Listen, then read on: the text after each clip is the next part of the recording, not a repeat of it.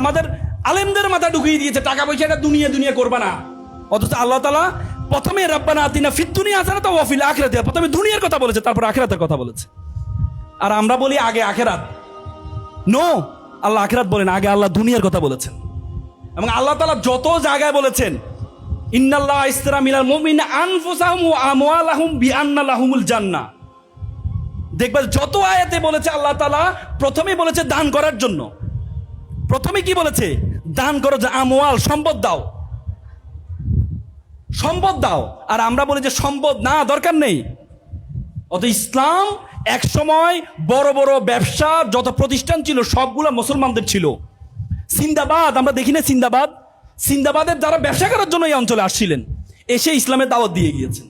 আর এখন মুসলিম জাতিকে আমরা ধরে নিয়েছি আমরা হচ্ছে ফকিরের জাতি, আমরা হচ্ছে ভোক্তা, কনজিউমার। আর ইহুদিরা হচ্ছে সকল ব্যবসা প্রতিষ্ঠান পরিচালনা করে, আর আমরা হচ্ছে কনজিউমার, ভোক্তা।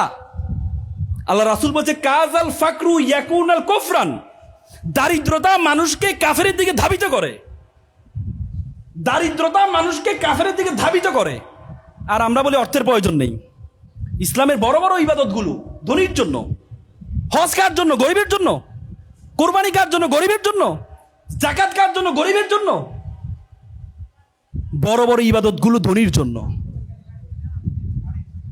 এজন্য তোমাদেরকে ধনী হইতে হবে, বাট উইথ মোরালিটি। মোরালিটিটা মেকশিওর করতে হবে। ধনী হবা কিন্তু মোরালিটি, এই যে সফল কোটি টাকার মালিক হইলা কিন্তু মোরালিটি নাই, এ টাকার কোনো ভ্যালু নেই, এ টাকার কোনো ভ্যালু নেই।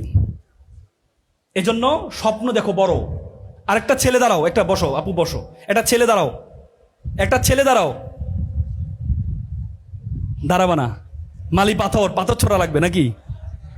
দাঁড়াও, কি হতে চাও তুমি? কি চোখ বন্ধ করে কি ভেবেছিলা? ভালো মানুষ, কিন্তু পেশায় কি হতে চাও বলো? ইঞ্জিনিয়ার হতে চাও।